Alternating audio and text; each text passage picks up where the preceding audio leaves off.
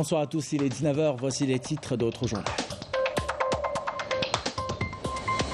L'Algérie invité d'honneur à l'occasion de la 30e édition de la Foire internationale de Dakar. Comment renforcer la présence des produits made in Algérie au Sénégal et comment encourager les exportateurs algériens? Réponse tout à l'heure.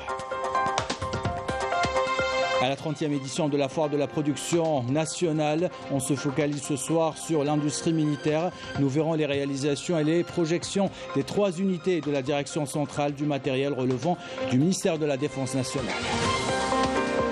Et dans le cadre de la lutte antiterroriste, une opération a été effectuée aujourd'hui dans la bande frontalière sud. 2 terroristes ont été tués et 2 arrêtés. Une conférence animée par l'ambassadeur de la RAST a été organisée aujourd'hui. Et au Maroc, les manifestations se poursuivent pour dénoncer la situation des médecins chômeurs sur le terrain diplomatique. L'actuel Premier ministre marocain doit faire face aux accusations de corruption, des accusations de l'ancien eurodéputé français José Bové. Voilà pour les titres. Bienvenue à tous. Tout d'abord, le produit algérien est à l'honneur à Dakar à l'occasion de la 30e édition de la Foire internationale de Dakar. Pour le ministre du Commerce et de la Promotion des exportations Kamal Rizig, il est important d'encourager, d'accompagner les exportateurs algériens. Dakar qui accueillera bientôt une exposition permanente des produits algériens selon une instruction du président de la République Abdelmajid Tebboune. Les détails avec Amélie Siditil. Les échanges commerciaux entre l'Algérie et le Sénégal ont atteint en 2021 35 millions de dollars. Une coopération que les 2 pays aspirent à développer davantage à travers notamment l'augmentation du volume des échanges bilatéraux dans le cadre de la zone de libre-échange africaine et la facilitation des activités de coopération entre les entreprises des 2 pays, notamment après l'ouverture de la ligne maritime Alger-Dakar. Avec une grande délégation économique et des opérateurs, on a discuté de la coopération qu'elle existe aujourd'hui et comment on va développer cette coopération, surtout avec la décision de notre président algérien d'ouvrir une plateforme dédiée aux exportations SIA au Sénégal.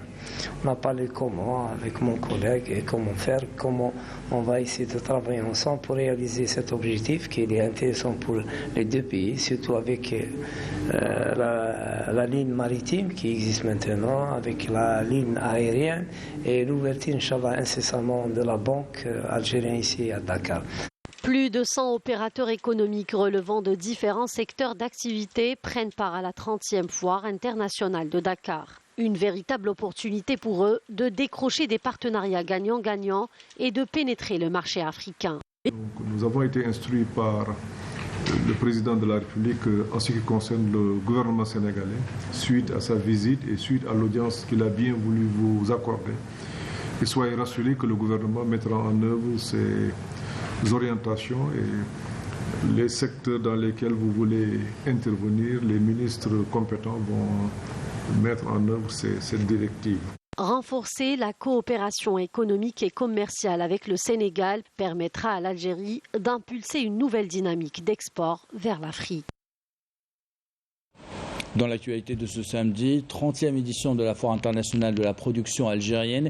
Parmi les stands qui ont la cote, plusieurs unités de la direction centrale du matériel qui relève du ministère de la Défense nationale. Dans cette couverture, nous verrons les réalisations et les projections de ces unités. Couverture signée Walid Yousfi. Présent en force à la Foire de la production nationale, le stand du Centre d'ingénierie et de développement mécanique et électronique connaît beaucoup de succès auprès des visiteurs. Il s'agit de l'une des 3 unités de la direction centrale du matériel relevant du MDN. Sa mission, proposer des services d'étalonnage et établir la conformité de certains produits et matériaux. Notre stand aura pour objectif de montrer l'impact de la fonction métrologie dans le domaine industriel d'un côté et son importance dans le développement de l'industrie et l'amélioration de la qualité de la production nationale. Et d'autre côté, de présenter l'activité ici, analyse physico-chimique et thermique et son rôle primordial dans la promotion de la qualité des produits nationaux. Quelques stands plus loin, l'établissement de rénovation du matériel automobile expose ses produits et services. Notre mission est de réparer et de rénover les véhicules légers et lourds, ainsi que les engins des travaux publics. Nous produisons aussi des pièces de rechange pour certains types de moteurs. La base centrale logistique du MDN était elle aussi présente à cette foire. Parmi les services qu'elle propose, la maintenance du matériel de combat du corps de bataille et la fabrication de pièces de rechange. Nous fabriquons 45% des pièces de rechange des véhicules militaires du pays. Nous avons aussi des contrats avec Sonatrach, Sonalgaz et l'ADE. Nous faisons aussi la réparation, la rénovation et la modernisation des véhicules lourds et nous assurons le soutien des entreprises algériennes publiques et privées en matière de fabrication et réparation de pièces détachées. La base centrale logistique prévoit de fabriquer ses propres batteries pour véhicules lourds, un projet en cours de maturation. Et le visiteur a l'embarras du choix parmi les stands qui attirent les clients et les professionnels, les marques algériennes qui proposent des produits électroménagers. Ces produits ont conquis les foyers algériens et sont désormais concurrentiels dans plusieurs pays à travers le monde. Reportage de Abdeljabbar Ben Yahya, commentaire signé Raouf Hamouche. Pour beaucoup de consommateurs algériens, le choix n'est pas très difficile quand il s'agit des produits électroménagers. Pour eux, consommer national est visiblement plus fiable. En effet, l'industrie de l'électroménager a confirmé son statut et son potentiel économique en mettant sur le marché des produits fiables et compétitifs, misant notamment sur l'intégration et le savoir-faire comme atout majeur pour reconquérir les marchés extérieurs. Sur certains produits du secteur de l'électroménager, le taux d'intégration a atteint les 85%, un taux appréciable. Rappelons à cet effet que le président de la République a insisté sur un taux d'intégration entre 60 et 70%. Récemment, nous avons pu exporter nos produits vers beaucoup de pays comme la Libye, la Tunisie, le Bénin ou encore le Sénégal, pour des recettes de 80 millions de dollars. L'objectif étant d'arriver à 200 millions de dollars. Réputés pour leur excellente qualité, les équipements électroménagers algériens sont dans l'optique d'accéder au marché africain et européen. Les pouvoirs publics sont déterminés aujourd'hui à protéger le produit national et à fournir toutes les facilitations nécessaires. Cette protection doit cependant être accompagnée par une qualité répondant au marché local, mais aussi aux standards internationaux. Notre objectif pour l'année 2023 est d'exporter nos produits vers les pays africains comme le Mali, le Sénégal. Nous sommes en contact permanent avec 8 pays au total. Suite à sa visite au stand des industries électroménagères, le président de la République a insisté sur la réduction de l'importation des appareils électroménagers et à l'intensification de l'investissement local dans ce domaine.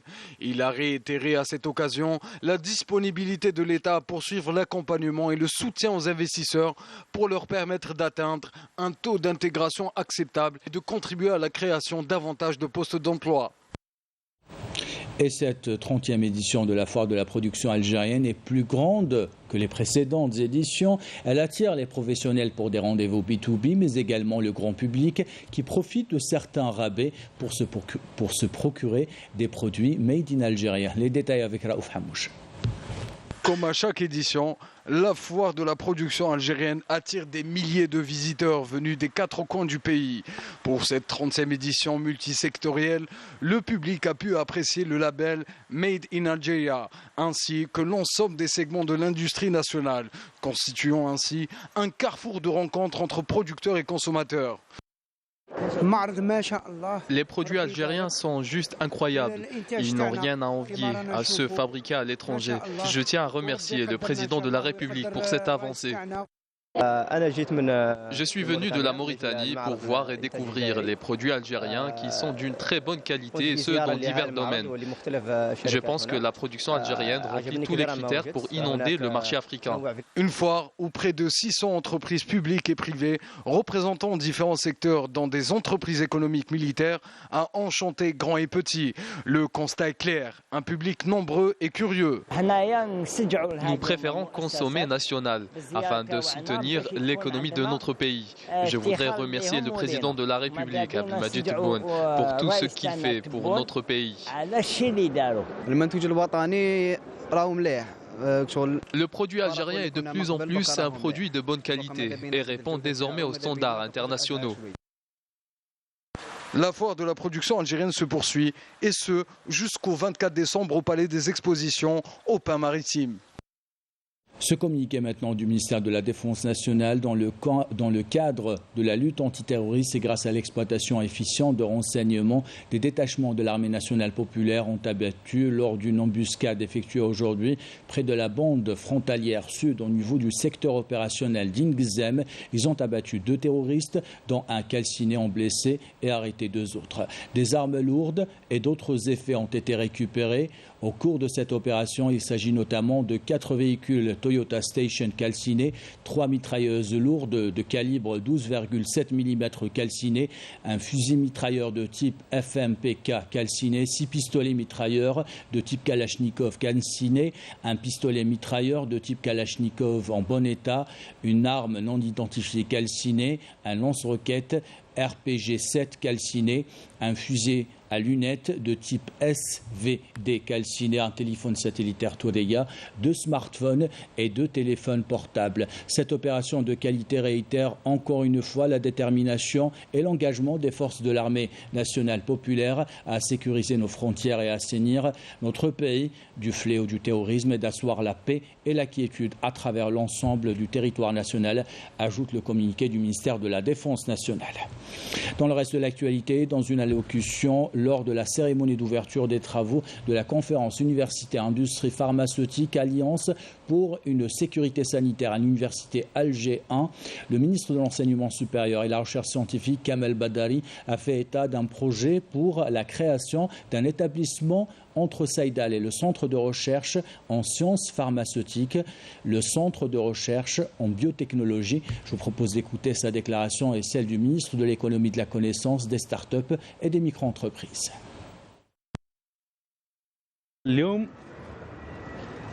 Cette journée a été organisée pour 3 considérations. La première est relative à l'orientation du président de la République. Nous appelons à relancer l'entreprise Saïdal, mais aussi à produire des médicaments à un taux d'intégration élevé pour répondre aux besoins nationaux. La deuxième considération concerne la problématique de la production des médicaments en Algérie de façon à assurer un cadre pour la recherche appliquée dans ce domaine. La troisième considération, par contre, est relative au rôle de l'université et des centres de recherche dans la formation, la recherche scientifique et la valorisation. Le but escompté est d'encourager les diplômés à créer leur start-up, notamment dans le domaine des biotechnologies, un domaine d'avenir. Notre accompagnement s'effectue par le biais du fonds de financement des start-up. Notre deuxième objectif est de les accompagner dans le domaine de l'entrepreneuriat. Voilà pour ces déclarations, cette commémoration maintenant. Il y a 60 ans, la voix de l'Algérie combattante retentissait sur les ondes de la radio secrète Saut El Jazair contre la propagande du colonisateur français. À cette occasion, la radio algérienne a honoré hier les lauréats du concours national de la chanson patriotique. Des jeunes sur plus de 1000 titres déposés, 6 ont été sélectionnés. Plusieurs membres du gouvernement et de personnalités culturelles ont assisté à cette cérémonie. Je vous propose d'écouter le ministre de la Communication.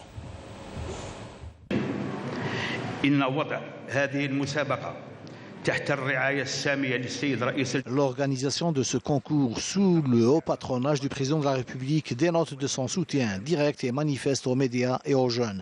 Ces jeunes qui sont une priorité dans le programme de l'édification de la nouvelle Algérie.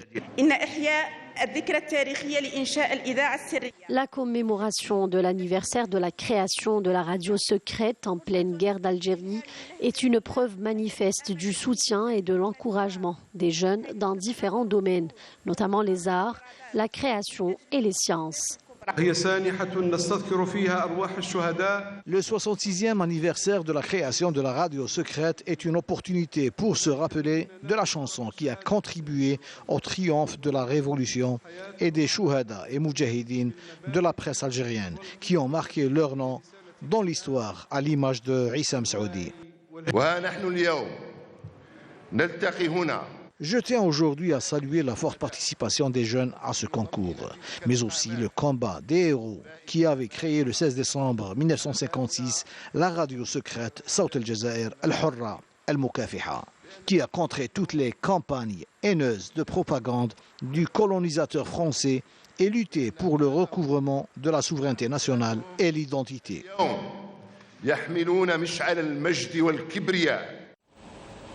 Voilà pour ces déclarations du ministre de la Communication, la ministre de la Culture et des Arts, le ministre des Moudjahidines et des Ayants droit et le directeur général de la radio nationale. Une conférence a été organisée aujourd'hui à Alger par l'ambassadeur de la RAST en Algérie en présence de plusieurs experts. Des experts unanimes sur l'urgence que la MINURSO assume ses responsabilités afin de permettre au peuple sahraoui d'organiser un référendum d'autodétermination. Couverture signée Majda Jahmoun. Le peuple sahraoui poursuit sa lutte pour avoir son indépendance et organiser un référendum d'autodétermination. C'est d'ailleurs la question principale du débat qui a rassemblé plusieurs experts dans le domaine stratégique et sécuritaire. L'accent a été mis sur la nécessité de mettre en œuvre les chartes et résolutions internationales pour mettre fin aux violations flagrantes des droits de l'homme dans les territoires occupés. La cause sahraoui est une question de décolonisation. La MINURSO a failli à sa mission ainsi que le Conseil de sécurité des Nations Unies. Et les raisons de cet échec sont les complots du Marzen qui empêchent la réalisation d'une solution pacifique par les moyens possibles. Le peuple sahraoui est déterminé plus que jamais à arracher son indépendance. Il est armé d'une volonté inébranlable pour poursuivre sa lutte malgré toutes les difficultés. Le peuple sahraoui ne renoncera jamais à ses terres ni à ses droits. Le Maroc est en train de spolier des ressources naturelles, d'exercer d'une manière systématique une répression sans égard, mais aussi de faire des démarches pour imposer un fait accompli qui ne pourrait tenir ni sur le plan politique, ni sur le plan géopolitique, ni sur le plan juridique. Le peuple sahraoui détermine plus que jamais à y aller au bout de son combat, un combat pacifique, un combat légal, mais aussi le droit international lui donne le droit à résister d'une manière directe et même sur le plan militaire, chose qu'il est en train de faire. C'est une question de décolonisation, inscrite en tant que telle au niveau de la 4e commission des Nations Unies chargée des questions politiques spéciales et de la décolonisation. La RAS est un État fondateur de l'Union africaine. Il a aussi la responsabilité et des Nations Unies et de l'Union africaine à donner un nouveau sens, un nouveau souffle à cette question. Cette conférence vient rappeler aux participants l'importance de poursuivre le combat sur tous les fronts afin de libérer la dernière colonie d'Afrique. Et au Maroc, les manifestations se poursuivent et s'étendent à travers les différentes villes du pays. À Agadir, les médecins chômeurs manifestent leur colère et dénoncent leurs exclusions ou leur exclusion du système de santé. Pire encore, ils sont tabassés quand ils réclament leurs droits. Les détails avec Marim Damis. La dégradation de la situation au Maroc ne cesse de s'exacerber, poussant le peuple marocain à investir la rue pour protester contre la cherté de la vie et dénoncer la politique répressive du Marzen. Une politique qui a carrément effacé la classe moyenne pour ne laisser place qu'à une frange démunie et sans ressources face à une autre composée, surtout des proches du Marzen. Depuis des années déjà, les Marocains dénonçaient leurs conditions sociales difficiles et aujourd'hui encore, les rues marocaines restent en ébullition et les revendications se multiplient face à un gouvernement de plus en plus ignorant.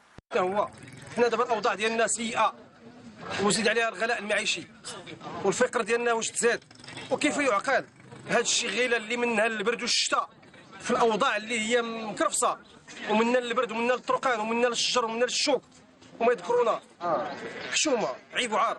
وحنا الناس اللي في اكادير هنايا كيديروا لنا داك التقسيم وداك التفريق راه ماشي معقول. ماشي معقول 18 سنه 20 سنه الناس مكرفسين لا اوضاع. واش دابا حنا الوليدات هادو مساكن راه كبروا راه ماشي معقول هادشي اللي كديروا. حنا راه جينا اللهم نجيبوا هادشي من الساس ديالو. حنا بغينا نقول لك هادشي ديال المجلس البلدي وهادشي ديال الجماعه راه شي طيبنا الله يرحم لك الوالدين. راه حنا جنا مع شي 5 ديال الاحزاب في هاد الجماعه في هاد البلديه ما عمر سكرنا معاهم شي حاجه. قال سير غدا بعد غدا بلاتي تسنى وتسنى وتمنى راه ما وقعنا. هذيك تسنى وتمنى راه ما طيباتنا هذيك تسنى وتمنى عينا ما هذيك تسنى وتمنى. راه كيما قال لك هذا السيد هذا راه الحبس ولا يقول لك هذه راه تطيبونا بهذا الشيء هذا. كتهضر شي حاجه ديال المعقول كيردوك حماق كيردوك كيما هما كيما كيردوك. Les manifestations se succèdent à travers toutes les villes du Maroc et touchent plusieurs secteurs, notamment le secteur de la santé. Les médecins chômeurs, livrés à eux-mêmes et sans avenir, ont décidé d'intensifier leur combat contre un gouvernement qui juge responsable de cette situation dégradante. ندين التدخلات الهمجية التي تمس السلامة الجسدية والمعنوية للدكاترة المعطلين. الدكاترة المعطلين هم بعتابة عبارة عن قنبلة موقوتة يمكن أن تنفجر في كل حين. يعني إذا لم يسوى وضعية الدكاترة، يعني نحن الآن نعيش استثناء مغربيا، ليس هناك في العالم دكاترة معطلون باستثناء المغرب. هذا هو الاستثناء المغربي في زمن ما يسمى بالعهد الجديد، في زمن ما يسمى بالانتقال الديمقراطي، في زمن ما يسمى بدولة الحق والقانون. لكن نحن يعني الواقع غير ذلك. Les nombreuses protestations publiques qui ont eu lieu témoignent de la réalité socio-économique déplorable et les Marocains, quant à eux, semblent catégoriques à poursuivre leur combat jusqu'à ce que leur voix soit entendue. Et après le scandale de corruption qui ébranle le Parlement européen, des langues se délient. L'ancien eurodéputé français José Bové avait accusé aujourd'hui l'actuel Premier ministre marocain de tentative de corruption. Les faits remontent entre 2009 et 2014, quand José Bové était rapporteur de la Commission européenne du commerce extérieur. Les détails avec Marim Damis. L'ancien eurodéputé José Bové a révélé lors de son passage à la radio s'être vu proposer des pots de vin par l'ancien ministre de l'Agriculture marocain qui est actuellement le chef du gouvernement. Dans le cadre de l'accord de libre-échange sur les fruits et légumes, ce témoignage enfonce le Maroc déjà impliqué dans un retentissant scandale de corruption au sein du Parlement européen. J'étais rapporteur de la commission du commerce extérieur dans les années 2009-2014 et à ce moment-là j'ai été en charge du dossier sur l'accord de libre-échange sur les fruits et légumes avec le Maroc. Et donc je m'étais opposé en tant que rapporteur à ce projet parce qu'il était nuisible à la fois pour les producteurs marocains, les petits producteurs marocains et les producteurs européens. En réalité, ce qui s'est passé, c'est que sous la pression à la fois du ministre de l'Agriculture marocaine, qui est aujourd'hui le Premier ministre, qui avait le soutien de ce club privé, donc de députés dans le cadre d'une association d'amitié, députés européens, qui regroupait des gens de toute tendance politique du Parlement européen, eh bien le ministre de l'Agriculture, ne supportant pas que je puisse m'opposer à ce projet, m'a proposé de m'amener un cadeau à Montpellier dans un café qui soit discret. Rien ne va plus au Maroc, secoué par une série de scandales qui entachent chaque jour la réputation des dirigeants. Ces révélations suscitent une autre polémique et menacent la stabilité de tout un pays. Et nous avons appris cet après-midi le décès du journaliste militant sahraoui Mohamed Salem Bouchraya qui a été déporté le mois de novembre dernier de la ville occupée d'El Ayoun vers les îles Canaries malgré son état de santé critique, l'empêchant ainsi de passer ses derniers jours parmi ses proches. Un acte critiqué par des associations de défense des droits de l'homme à travers le monde. Mohamed Salem Bouchraya, pour rappel, était connu pour sa lutte continue pour les droits de l'homme au Sahara occidental.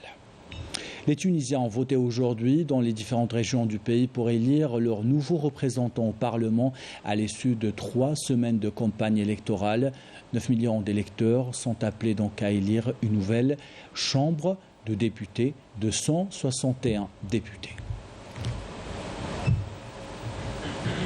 Et ainsi va l'actualité, c'est la fin de ce journal. L'équipe de la rédaction qui l'a préparé, l'équipe technique qui l'a réalisé, vous remercie de l'avoir suivi. Merci pour votre fidélité, belle soirée.